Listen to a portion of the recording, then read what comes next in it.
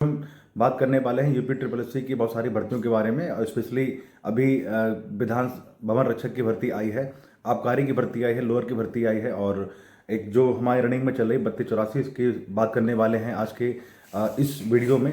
तो सबसे पहले हम स्टार्ट करते हैं UP triple S C junior stamp 3284 वाले बच्चों के लिए। इन लोगों का बहुत ही ज़्यादा वेट कर रहे हैं कि कब इसका आंसर की आएगी रिवाइज वाली और कब रिजल्ट आने वाला है, क्योंकि जहाँ तक आपने देखा होगा कि जो आयोग का कैलेंडर था उसमें उन्होंने पहले ही क्लियर किया हुआ है कि आपकी टाइपिंग है वो जून में हो जाएगी और मई या जून में होगी, लेकिन मुझे लगता है कि शायद अब मई में तो नहीं हो पाएगी, लेकिन जून में आपकी स्टार्ट हो जाएगी। और अगर देखा जाए कि आज 16 अप्रैल है, तो इसके अकॉर्डिंग देखा जाए तो आपके पास में सिर्फ और सिर्फ वही 45 दिन ही बाकी रह गए हैं। सभी साथी 30 मई तक अपना टारगेट बना के चलेंगे। 30 मई तक आपको हिंदी में लगभग 35 स्पीड अपनी गेन करनी है और इंग्लिश में लगभग 40 की स्पीड आपकी आ जानी चाहिए, क्योंकि वहाँ पर आपने देखा ही होगा कि 55-12 में जो पास होने वाले बच्चों की संख्या थी वो कम थी इन कंपेरिजन टू जो फेल होने वाले बच्चे थे। 26,000 बच्चे जहाँ पर पास हुए थे, वहीं पर 34,000 बच्चे फेल हो गए थे। तो यहाँ पर आप लोग बिल्कुल भी टाइपिंग को लाइटली मत लीजिएगा, क्योंकि टाइपिंग एक बहुत ही बड़ा फैक्टर यहाँ पर होने वाला है। और जैसे आपने देखा होगा कि मेरा मानना है कि अगर जो बच्चे टाइपिंग फेल हुए हैं, एक तो जिनको टाइपिंग बिल्कुल आती नहीं थी उनका तो छोड़ ही दीजिए, लेकिन जिनको टाइपिंग अच्छी भी आती थी बट वो फेल हो गए, तो ऐसे बच्चे वो इंग्लिश में ज़्यादा फेल हुए हैं। लगभग देखा जाए तो 90% बच्चे जो टाइपिंग फेल हुए हैं वो इंग्लिश फेल हो गए हैं। तो इंग्लिश को काफ़ी आप अच्छा रखिएगा और अच्छी टाइपिंग प्रैक्टिस पे करिएगा। हिंदी अगर एक बार आपने इंग्लिश टाइपिंग निकाल ली तो कॉन्फिडेंस वहाँ पर आ जाता है, और हिंदी तो सभी की लगभग निकल ही जाती है।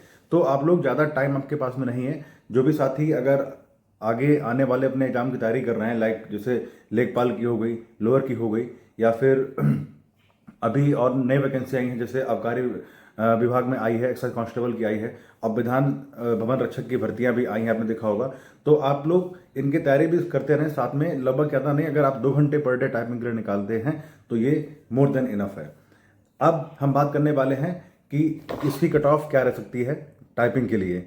बहुत से बच्चे इस तरह से बातें कर रहे हैं कि भैया हमारे नंबर किसी के 40 हैं, किसी के 45 है, 50 है। बहुत सारे मैसेज मुझे आते रहते हैं। तो मेरा मानना है कि जिनके 60 नंबर आसपास हैं, 58-60 के आसपास हैं, तो वो टाइपिंग करते रहें। और अगर आपके नंबर 70 तक जा रहे हैं तो मेरा मानना है कि आप इतने में सिर्फ टाइपिंग ही कर पाएंगे, लेकिन आपका फाइनल सक्सेस इतने पे नहीं होगा। बट यह है कि आगे आने वाले जब भी कोई डेस्क जॉब वाली है करनी की है तो उसके लिए आपका एक एक्सपीरियंस बन जाएगा। ये ना सोचिएगा कि हम टाइपिंग, मेरे नंबर कम है, टाइपिंग में अगर मेरा नाम भी आगे तो देने के लिए नहीं आएगा, तो मैं फाइनल सेक्शन नहीं हो पाएगा। टाइपिंग देने के लिए जरूर जाइए। अब हम बात करेंगे उसके बाद में, अभी जो एक कल ही नोटिफिकेशन मिला है और आयोग ने जारी कर दिया है विधान भवन रक्षक का, उसके बारे में। तो कुछ साथी ऐसे होंगे जो सोच रहे होंगे कि इसमें जाएं या ना जाएं, क्योंकि फिजिकल भी है इसमें। फिजिकल में देखा होगा कि रनिंग भी है, चेस्ट भी है, सारा कुछ इसमें है। तो सेम वही जो आबकारी में है, सेम वही है जो लोअर की है।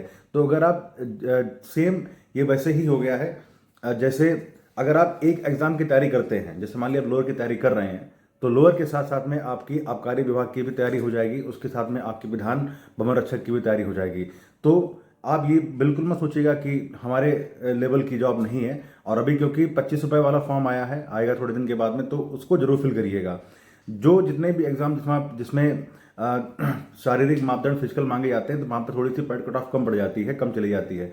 और जिन साथियों का सपना है वर्दी लेने का, तो उनको तो जरूर ही इसमें जाना चाहिए। तो जिस तरह से यूपी ट्रिपल एस सी का इस टाइम जो एक ट्रेंड चल रहा है, उसमें अगर आपने देखा होगा कि आप किसी एक एग्जाम की तैयारी करते हैं तो उसके साथ साथ में आप ऑलमोस्ट सभी एग्जाम की तैयारी कर सकते हैं, क्योंकि लगभग सिलेबस सभी का 90% एक ही तरह का सिलेबस हो चुका है।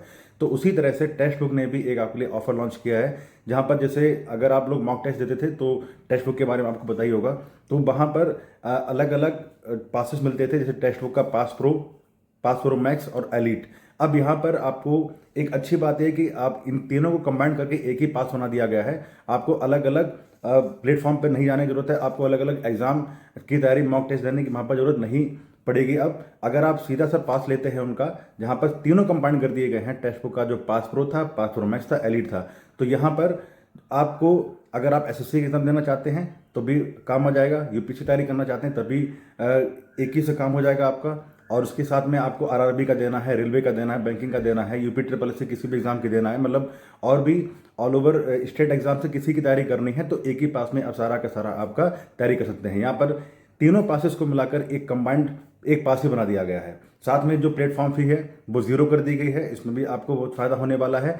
जो भी एग्जिस्टिंग यूजर हैं जिन्होंने पहले से ही पास प्रो या आपने पास प्रो मैक्स बाय किया हुआ है, तो आपको ऑलरेडी वो पहले से ही मिल जाएगा, सारा का एक ही पास मिल जाएगा। और जो नए यूज़र आने वाले हैं उनको सिर्फ एप्लीकेशन को इंस्टॉल करना है और आपको उसका जो तीनों पास का कंबाइंड है वो मिल जाएगा। तो देर मत कीजिएगा, ऑफर का फ़ायदा उठाइए, टेक्स्ट बुक का जो पास है उसको बाय कीजिए और अपने मॉक टेस्ट को अच्छे से लगाइए, जिससे आपकी प्रिपरेशन और अच्छी से हो पाए। अब हम बात करेंगे जो एक्साइज कांस्टेबल की भर्ती आई है और उसके साथ में जो अभी विधान भवन रक्षक की भर्ती आई है, इसके बारे में। तो आप सभी लोग, पहली बात है, जिनका फिजिकल आपको लगता है कि अच्छा है और जिनका चेस्ट हाइट और रनिंग अच्छी है उनकी, तो वो ये फॉर्म जरूर फिल करें, क्योंकि इन जैसी भर्तियों में जहाँ पर थोड़ा सा अलग स्किल मांग लिया जाता है, जैसे रनिंग हो गई या चेस्ट का हो गया, तो वहाँ पर थोड़ी सी जो कट ऑफ है वो कम चली जाती है। तो आप लोग बिल्कुल मत सोचिएगा कि यार नहीं डालेंगे और पता नहीं इसमें मेरा हो पाए ना पाए। 25 रुपए की बात है, अगर आपके पास 25 रुपये ना हो तो मैं आपको दे दूंगा, बट इस फॉर्म को फिल जरूर कीजिएगा। तो अगर आप देखेंगे, लोअर की वैकेंसी हो गई और एक्साइज कांस्टेबल की हो गई, साथ में विधान रक्षक की हो गई, लगभग ऑलमोस्ट सभी का सेम सिलेबस है। अगर आप एक ही एग्जाम की तैयारी करते हैं तो आपको सभी के सारे एग्जाम क्लियर आपके हो सकते हैं। और एक अच्छी बात है, क्योंकि इलेक्शन ईयर है और आयोग आपको पता ही है कि जैसे ही इलेक्शन टाइम आता, चाहे कोई भी हो, कोई भी गवर्नमेंट हो, कोई भी कमीशन हो, तेज़ी से नोटिफिकेशन रिलीज करता है, क्योंकि उनको आगे जाके अपना डेटा भी देना होता है। तो ये काफ़ी अच्छा आपके सामने मौका है एक गवर्नमेंट जॉब लेने का। अगर इसमें आप चूक जाते हैं तो शायद आगे आने में आपको फिर 4-5 साल का नौकरी का वेट करना पड़ सकता है। तो इस मौके को हाथ से ना जाने दीजिए और अपनी तैयारी अच्छे से करते रहिए। रही बात पैट की, तो मेरा मानना है कि अभी पैट में विधान भवन रक्षक है, इसमें अगर आपके नंबर किसी के 40% बन रहे हैं, दोनों में एक्साइज कांस्टेबल हो गए और साथ में विधान भवन रक्षक है, अगर 40% आपके बन रहे हैं तो आप लोग इस फॉर्म को जरूर फिल कर दीजिएगा। तो ये है आज एक छोटी जानकारी। फिर मिलते हैं अगले वीडियो में, तब तक के लिए नमस्कार।